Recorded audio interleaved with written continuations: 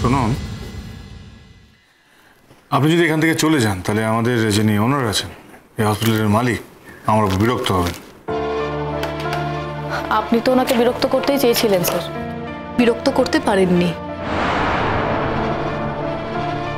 মানে? আপনি তো বহুবার বলেছেন আপনি এখান থেকে চলে যাবেন, ওনার আপনাকে ছাড়েননি, সব শর্ত মেনেই আপনাকে এখানে রেখে দিয়েছেন। বিরক্ত হলে কি হবে?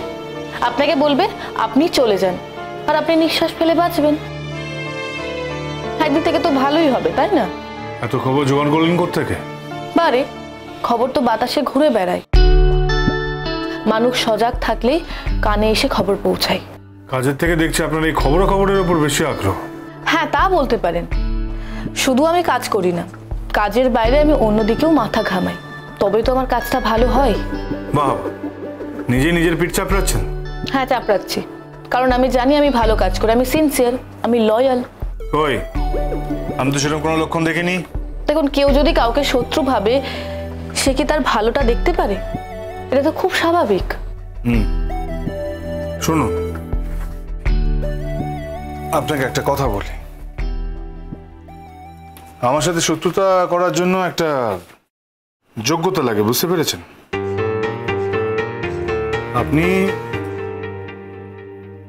আপনি সেই যোগ্যতা অর্জন করেননি। তা অবশ্য ঠিক স্যার, শত্রুতা করার জন্য একটা যোগ্যতা লাগে। আমি আপনার সঙ্গে কি করে শত্রুতা করবো? আমার তো সেই যোগ্যতাই নেই। আমি মেনে নিয়েছি আমার সেই যোগ্যতা এখনো হয়নি। আপনি প্লিজ রাগ করবেন না, আপনি বলুন আপনি কি কথা বলবেন। আমি বলছিলাম যে আপনি বরং এখান থেকেই যান। যে সিদ্ধান্ত আমি একবার নিয়ে নিই সেখান থেকে আমি আর সরি না স্যার।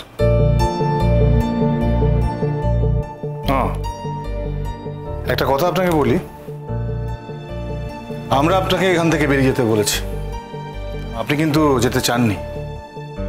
আমরা নয় স্যার, আমি। কারণ আপনি চেয়েছিলেন এখান থেকে আমাকে তাড়িয়ে দিতে, আপনি বলেছিলেন আমাকে স্যাক করিয়ে দেবেন, আপনি আমার চিঠিটাও রেডি করে রাখবেন বলেছিলেন। আমি মেনে নিয়েছি, আমি নিজের থেকেই হসপিটালে চাকরি করতে চাই না। আর যে সিদ্ধান্ত আমি একবার নিয়ে নিই সেটা নিয়ে আমি আর দ্বিতীয়বার ভাবি না। আপনি ভাবেন না আমি কিন্তু ওনারকেও সব কথা খুলে বলে যাব। কিন্তু মিড সেশনে আপনি ভর্তি হবেন কোথায়? যদি তাই হয় তাহলে একটা বছর নষ্ট হবে। হ্যাঁ, কিন্তু আমি তো আপনার একটা বছর নষ্টের কারণ হয়ে থাকতে পারবো না। এটা নিয়ে জলগোলা হবে বিস্তর। আমি কথা দিচ্ছি কোথাও জলগোলা হবে না, কেউ আপনাকে কিচ্ছু বলবে না। কিন্তু আমার বিবেক, সে তো বলবে। দেখুন, আমি কারোর ক্ষতি করতে চাই না কোনোদিন। তখন আপনার বিবেক কোথায় ছিল স্যার, যখন আমাকে স্যাক করবেন বলেছিলেন? আপনি তো জানতেন এই মিড সেশনে আমি কোথাও চান্স পাবো না। আমরা তো আপনার কাছে কোনো চিঠি ইস্যু করিনি, সে আপনি তখন আমাকে রাগিয়ে দিয়েছিলেন, তাই জন্য আমি বাধ্য হয়ে। ইস্যু করবেন বলেই তো ড্রাফট করেছিলেন। যে মানসিকতা ড্রাফট করতে পারে সেই মানসিকতা ইস্যুও করতে পারে। ইস্যু করা, ড্রাফট করা আমার কাছে দুটোই সমান। আপনি বড্ড বেশি কথা বলেন। আপনার কথার প্রতিবাদ করলে আপনার মনে হয় অন্য কেউ বেশি কথা বলে। কেন? প্রত্যেকটা মানুষেরই তো কথা বলার অধিকার আছে। শুনুন, আপনি অত জ্ঞান দেবেন না আমাকে। আমরা আপনার কাছে চিঠি ইস্যু করবো না, তারপরে দেখছি আপনি কোথায় গিয়ে কাজ পান, এরপরে কোথায় কাজ করেন দেখছি। আপনি কি চান আমি এখানে থেকে যাই? আগুনের পরশমণি ছোঁয়া প্রাণে, এ জীবন পূর্ণ করো, এ জীবন পূর্ণ করো দহন দানে। তুই কিচ্ছু বুঝিস না, কিচ্ছু বুঝিস না, আর কিচ্ছু বুঝিস না বলেই এইসব কথাগুলো বলছিস। বললাম তো, রাধিকাকে বোঝা তোর পক্ষে এতটা সহজ নয়। রাধিকার বাবা জলের মতো পরিষ্কার, তাকে তোরা বুঝতে পারিস নি, তো আবার রাধিকাকে কি বুঝবি?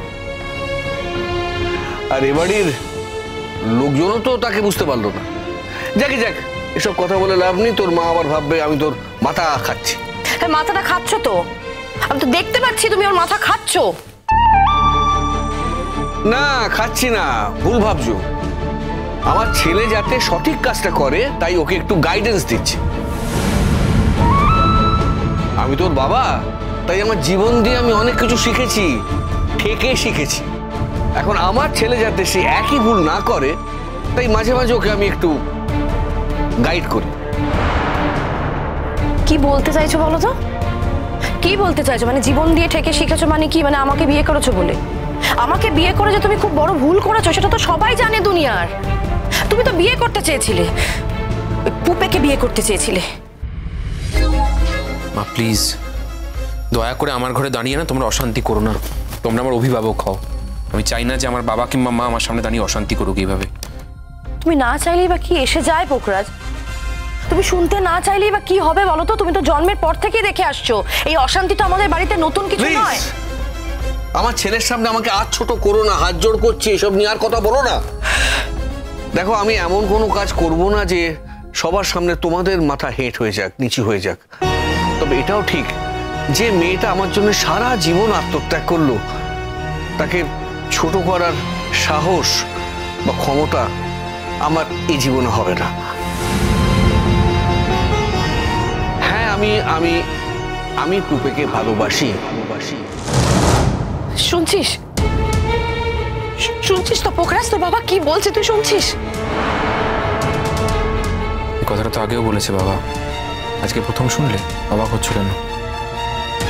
বলেছে পোখরাজ, কিন্তু অন্যভাবে বলা আর আমার সামনে দাঁড়িয়ে মুখের ওপর বলা কথাটা তুই বুঝতে পারছিস? হ্যাঁ বলছি, সত্যি করেই বলছি যে পুপেকে আমি ভালোবাসি। আর সেই ভালোবাসা কোনো কিছুর বিনিময়ে শেষ হয়ে যাবে না। তবে এটাও ঠিক শর্মিষ্ঠা, আমি তোমাকেও ভালোবাসি। আর সেই ভালোবাসা থেকে আমি কিন্তু কোনো রকম মুক্তি চাই না। শুধু একটাই অনুরোধ, জীবনে এত কোনো বছর তোমার সঙ্গে কাটালে শেষ জীবনটায় আর অশান্তি পাকিও না, আর অশান্তি করো না। এই সংসারটাকে সুন্দর করে ভালোবাসা দিয়ে গড়ে তোলো।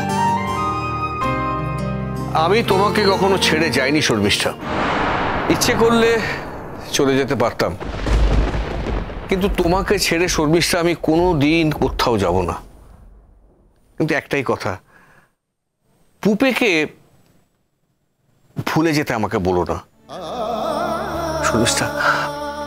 পারলে পারলে আমার ছেলের জীবনটাকে ফুলে ফুলে সাজিয়ে দাও। হ্যাঁ, কাঁটা দিয়ে রক্তাক্ত করো না প্লিজ। পোখরাজ শোন, তোকে একটা কথা বলি, জানিস তো বাবা, রাধিকা মার মতো মেয়ে না বারবার জীবনে আসে না। দেখ, রাধিকা মাকে হারিয়ে কার বেশি ক্ষতি হবে বলতে পারবো না, তবে এটা বলতে পারি যে রাধিকা মার কিন্তু তোর মতো ক্ষতি হবে না। তুই আর রাধিকা মা যদি হাতে হাত মিলিয়ে কাঁধে কাঁধ মিলিয়ে আজকে আমাদের এই কলেজ হসপিটালটা দেখতিস, তাহলে এই কলেজ হসপিটালের চেহারাই পাল্টে যেত। পোখরাজ, যদি কখনো সুযোগ পাস বাবা, মেয়েটাকে একটু বুঝিয়ে দিস না যে তুই ওকে ভালোবাসিস, ওকে তুই সম্মান করিস, ওকে তুই ভালোবাসিস, ওকে তুই মর্যাদা দিস, এটা একটু বুঝিয়ে দিস। দেখ বাবা, ভালোবাসলে সারেন্ডার করতে হয়, আত্মসমর্পণ করতে হয়। ভালোবাসায় কোনো ইগো থাকে না, ইগো রাখতে নেই, এটা ভুলে যাস না।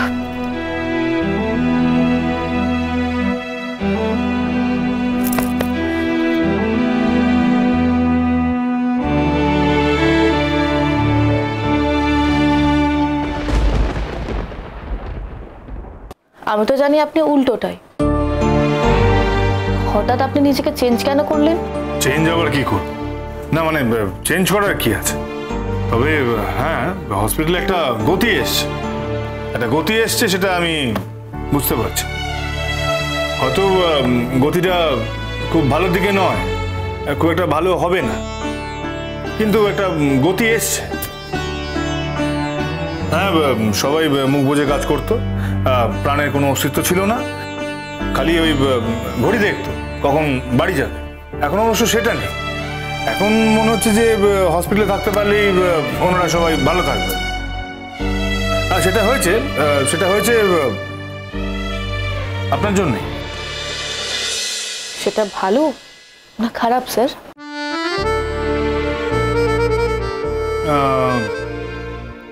মন্দের ভালোই। ও, থ্যাংক ইউ স্যার।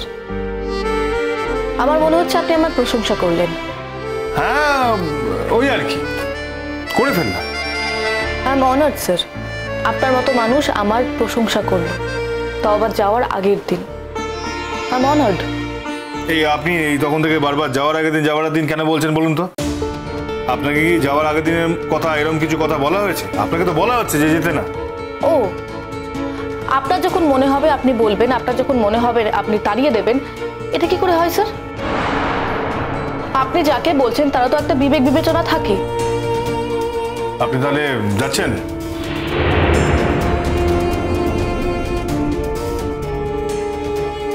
হ্যাঁ স্যার।